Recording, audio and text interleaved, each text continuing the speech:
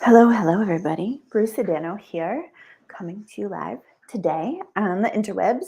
And today, what we are going to be talking about is emotional spending. And so, if this is your first time ever catching me live, welcome.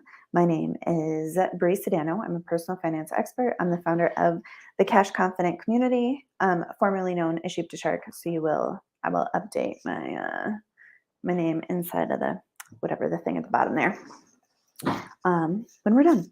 All right. And so, yeah, if this is your first time ever catching me live, please say hello. Yeah. And if you're somebody who watches live when I come on, also please say hello. All right. So today, what we're going to go ahead and get into is really around the topic of emotional spending. That's kind of been coming up inside of the Cash Confident community, which is my membership for all of the ladies doing big things with their money. And so here's the thing about emotional spending is that all of our spending is basically emotional spending. I just want to put that out there because pretty much everything that you buy, I mean, you're going to get some sort of emotional need met, even if it's food, right? Like even if you're buying food because you're hungry or you want enough security to have a house, right? So all of our spending is going to be one way, shape, or form emotional spending. What I'm talking about for this video is the emotional spending that sometimes we do when we're doing like a little retail therapy, or when we're really just feeling low or we're avoiding feeling some kind of way, and then we're doing things with our money that may or may not actually meet that need. So that's really the topic that I'm talking about today, because what I do find with clients who do a lot of emotional spending is it really adds up. I usually find one, it really adds up. Two, that there are far better ways to get that need met, that sometimes cost money and sometimes they don't. And that when that need is actually met, we find that like their lives actually get better, like in a real, like meaningful, healthy, sustainable kind of way. All right. So give me a heart or a like if you want to learn how to stop some emotional spending. Like if that's something, obviously you're here. So if that's a thing that you're into, give me, well, tap on the like button for me. All right. So one of the first things that we want to do when we're really looking is, first we want to go through our transactions. That's like really like the place that you're going to start. You're going to be looking through your transactions, and then you can go through, and it's easier to see these things in like past tense than it is to do it in the moment at first. Once you kind of learn what I'm talking about here, you'll be able to catch yourself in a moment and then make a decision from there. But at first, you kind of have to go back and see, like, all right, well, what am I doing? Right. And I'll tell you a quick example. So I had a client once who was an empty nester, recently divorced, or she was living on her own. And every day she would stop at a little pub on her way home, and she would get a little snack and have a beer, nothing crazy. And so when I'm looking at her transactions, we were going through her transactions together. I was like, well, listen, you can really reasonably afford to do this activity if you want to. Like, I don't necessarily have to bust your chops about this, right? And she's like, no, it's really a low joy purchase. I'm really not enjoying the time. And so we look at it. And so it's like, a $20 tab, 2-3 days a week. So what's that? $60 a week, $240 in a month, right? And so for her, it was enough money that she was like, all right, let's get into it. And so we started looking at it, and I was like, all right, well, you're going after work. So we look at the emotion that's going into this. So she's winding down. She gets a spot to go wind down. She gets a drink, right? And there's, a little drink does take the edge off of the day, if you will. When we dig a little deeper, we're like, how do we say? It's like she was avoiding going home and being lonesome. That's what she was really doing. So she was getting a little social interaction. She was avoiding being lonesome. And so we talk about it, and I'm like, all right, so it seems to me like you're getting a social interaction out of this. And then she was like, yeah, but it's really low quality. Like I sit on my phone, I'm not talking to people. I like scroll the interwebs, I wait for my snack, I drink a beer and then I go home. She's like, it's not really like nourishing to me. All right. So she's craving connection, but she's really tolerating a very low quality connection because she's just sitting in a pub, um, scrolling her phone. So we look at like, all right, well, what does it actually take for you to get more connection in your life? And we go through, and she's like, she's like, I have friends, but I actually don't really enjoy them at this point in my life. Like, sometimes you just need to upgrade your friends, I guess is it. So we started looking at like, all right, well, what would it really take for you to make some new friends and feel connected to people in the community? And so we made a list. So she was like, all right, well, I would be willing to go to, like, she went to some meetup groups. And actually this client wanted, part of why she hired me was she wanted to get investing in real estate. She had some money in her time, she had money, but she wanted to get in, and she wanted to be a real estate investor. And so she went to some real estate meetup groups where she met people doing real estate. And so she got like a twofer. She got to make new friends. She got new higher quality social interactions. And then like a year or two later, I talked to her and she found a banker and she found a broker and she and actually bought and invested in her first real estate property, which took her retirement age from 69 to 62. Right. So that's like a huge, huge win. So like that $250 a month that she was spending on like that chicken wings and a beer was really costing her so much. Like it was like a band-aid that was really just not giving her like the actual thing that she really really needed. And so we found that going back. So that's like the first step in this process is to really go through your transactions and then you got to kind of evaluate and say, all right, well, I noticed that, wow, I have a lot of Amazon purchases, or wow, I'm doing this on these kind of days. And then you can kind of go back and like mentally go back to where you were, right? So that brings us to the next step is starting to look at like your spending triggers, or your spending habits, right? I'm going to give you another example. So I had a client once who would work all the time. She would be like checking her email from her bed before she even peed in the morning, before she even had a cup of coffee. She'd like already be into her work. And then she would work the whole day. She had a very big position like in a school district. So she had meetings that were out like in the community late at night, like board meetings and such. And then she would come home. And by the time she ate something and got herself cleaned up, it'd be like 11, 12. And she'd be, to wind down, she would go on her phone and she would go shopping from her bed. Thousands of dollars she would spend in her bed. Like, and it's because by that point in the day, all of her decision making was spent. She'd made every decision, like she'd made every decision that she could possibly make that day. So by the time she got into her bed and was winding down and was scrolling through her phone late at night, I was like, "Ooh, I want this, I buy it. Ooh, I don't want this, I don't buy it. I want this, I buy it." And we're talking like literally thousands of dollars every month was going to this, to these sort of spending. And she's buying really nice stuff, like really, like she's got great taste, great style. But she was like, literally, I have so many clothes in my closet that like I could probably never buy clothes again in my whole life and be fine. And so we started to look at that as a habit. So we had to look at like, all right, well, if you're doing this when you're winding down, what else could we do? Right? You could read a book. You leave your phone downstairs, right? Like these are pretty simple solutions because she wasn't buying because she actually wanted the thing. It was actually like a wind down. It was like a little bit of relaxation was really what she was getting. She was just doing it in a very expensive way. So that's one example. I've had other clients like where maybe I'm on every, I had a nurse once who was off on Tuesdays, and every Tuesday she would go to like Marshall's and Pier 1 because she wanted to feel productive. She wanted to feel like she wanted to get out of the house and feel like she was accomplishing something. Is this tracking? Does anybody, do you ever do some shopping from your phone, or do you ever buy stuff to avoid an emotion, or do you ever buy something that you know is like to get an emotion met? If you do, go ahead and throw it in the comments so that way I kind of just know what we're working with there. So, anyways, those are a couple examples. So, if you start to notice if your spending really happens at a certain time of day, I find that a lot of the clients I've worked with are either spending from their phone really early in the morning or at night. That's a pretty common one. Is either like a wake up activity or a wind down activity. And then there are some clients who do it out in the world, right? Like every time I drive by a Popeye's chicken, I pull in and get a chicken sandwich, right?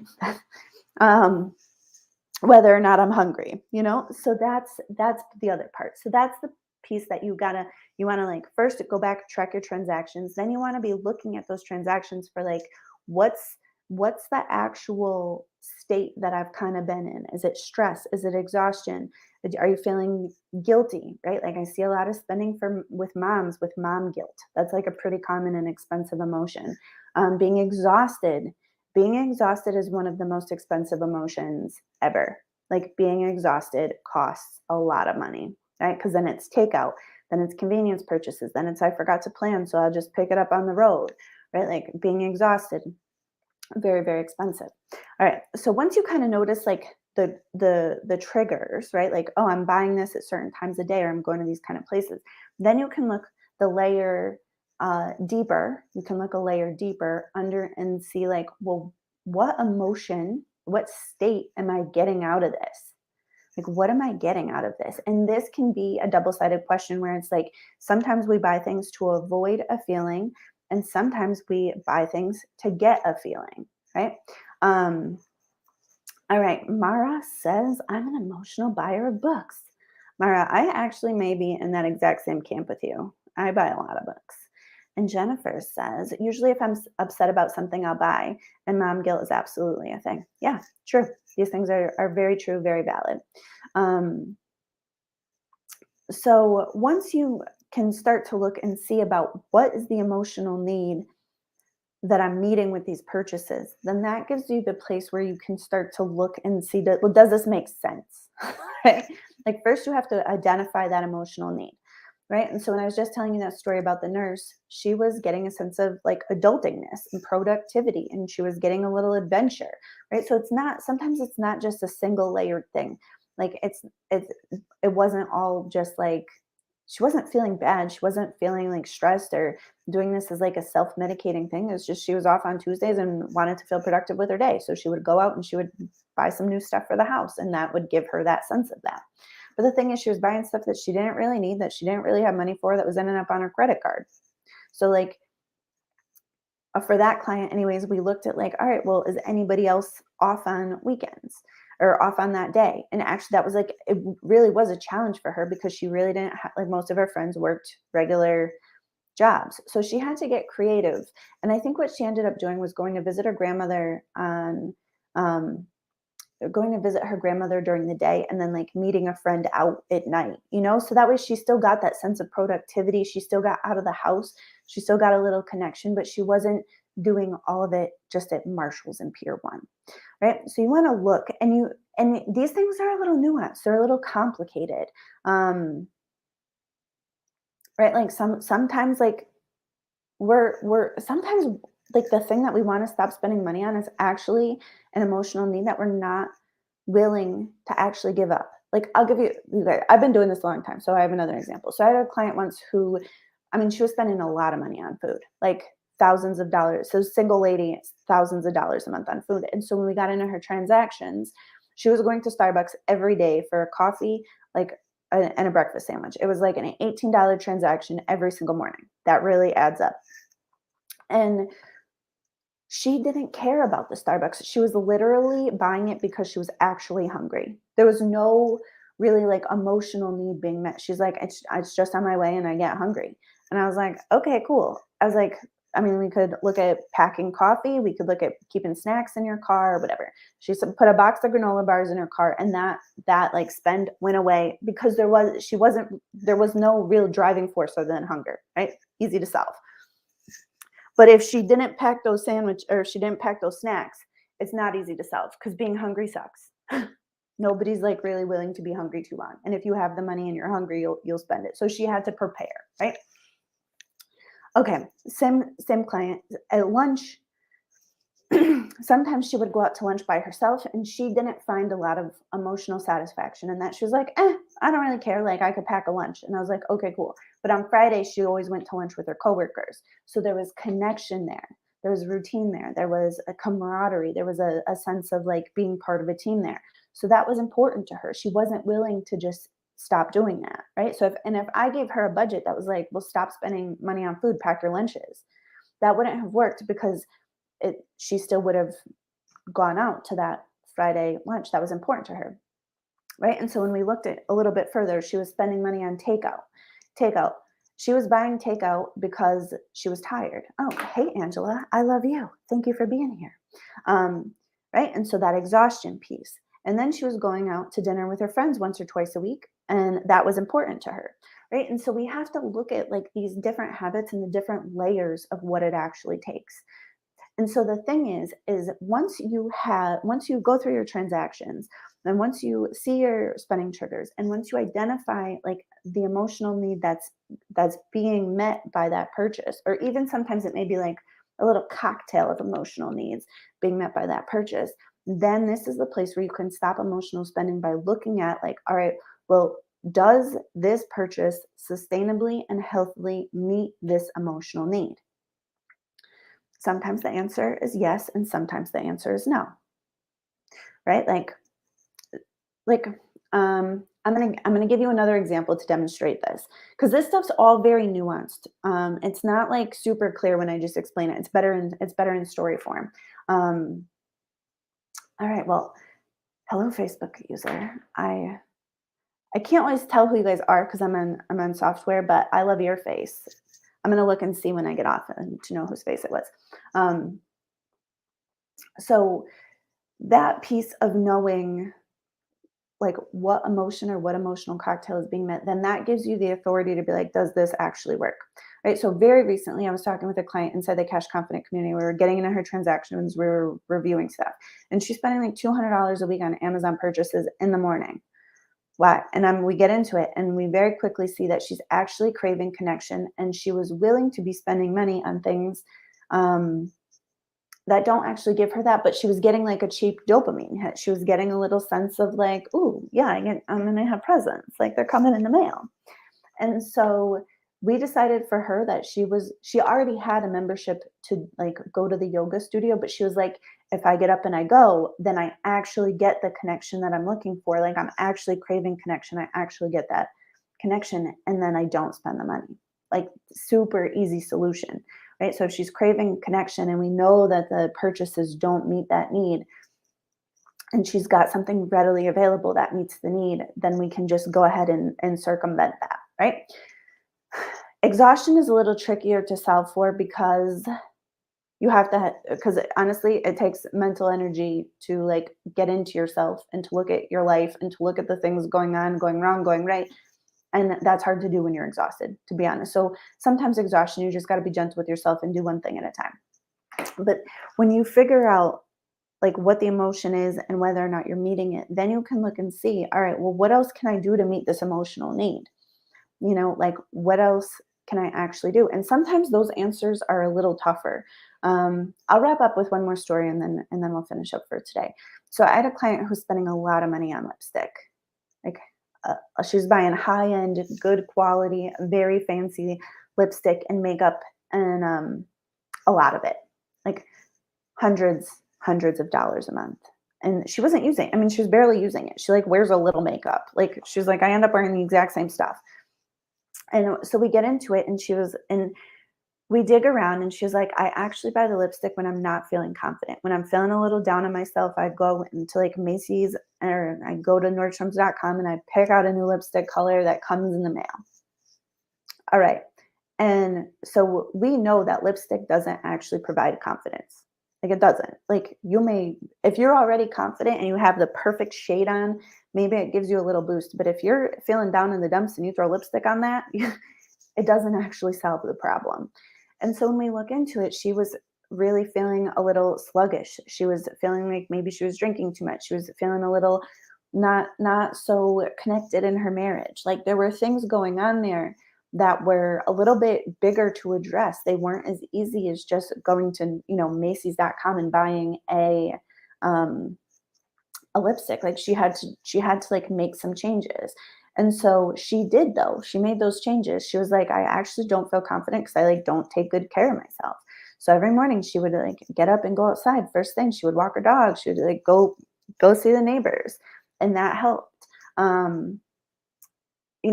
She changed some of her eating habits. She changed some of like just work in her relationship and other things. But it's like that was all hiding underneath the cheap dopamine hit that comes with a lipstick. So she was buying the lipstick and then leaving her real emotional needs unaddressed. And it was like just enough. It was just enough to get her through the day. And so that And so, like, sometimes it's about the money, like, sometimes I mean, this client wasn't able to go on vacations, she wasn't able to do a lot of the things that she wanted to do because so much of her money, and she made a lot of money, was just out in the ether, just covering up emotional needs. But the thing is that she wanted a full and happy and complete life, but to be able to have that, she had to really address those emotional needs within herself. And so it's a really great place to both be able to save some money and to be able to look and see, like, all right, well, if I do this, my life will actually be better. Like, if I actually sustainably meet these emotional needs, like, I will be well resourced. Like, I will actually feel good. I won't want 55 tubes of lipstick this month because I actually just feel good. And that's really, really important, powerful work.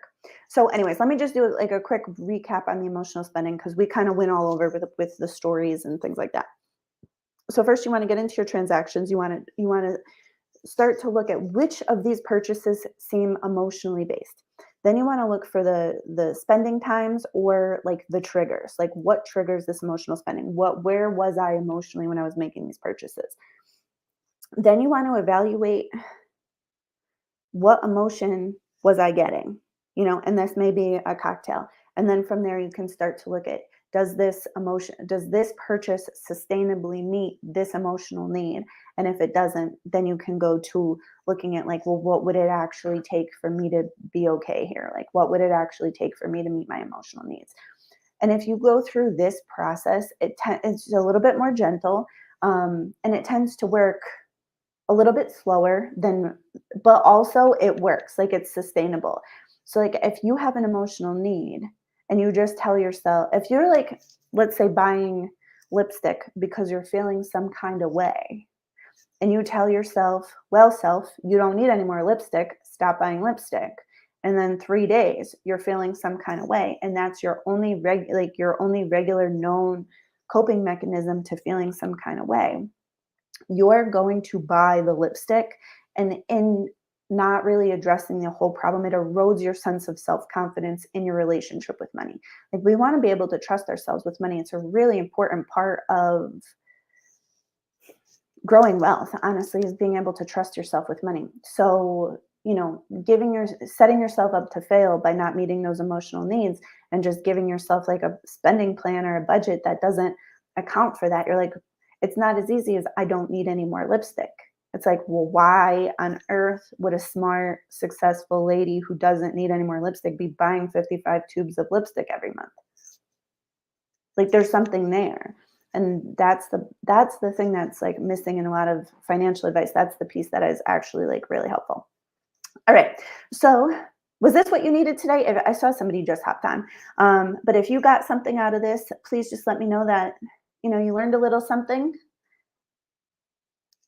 And then I'll take a second to just tell you that this is the kind of work that we're doing inside of the Cash Confident community. The Cash Confident community is the place that I created.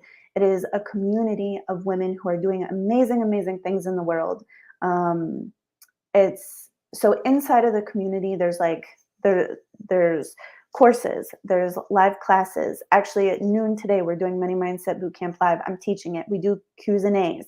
We do the Money Mindset mentorship. Like, that's part of what you get inside of the community. Like, the community is really for people who it's really like about money, but it's really about power. It's about having like a really beautiful life, creating life beautifully, and using, our thoughts, our actions, our words, our emotions, our money, all of our resources to actually build out the life that we want to build. So we spend some time working on like our belief structures and our feelings, our finances, all of that kind of comes together.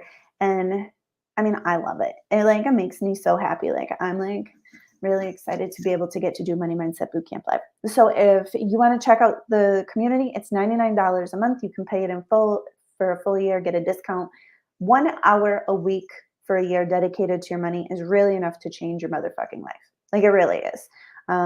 Whether or not you're doing work or you're consuming content, you're coming to the calls, like, it's just really, really everything that you need to go from like busy, broken, exhausted, to managing your cash flow, to maximizing your income, to really like getting to that place where you're accumulating wealth for the purpose of building wealth. You're accumulating money for the purpose of building wealth in the future. breaking habits, breaking generational curses, all kinds of good stuff. So if you have any questions about it, you can ask me in my DMs. And inside of the description on this, there's a link. You can go to cashconfident.com/join, and it will have all of the details of the Cash Confident community. And I hope I get to see you. All right. I love you. Bye.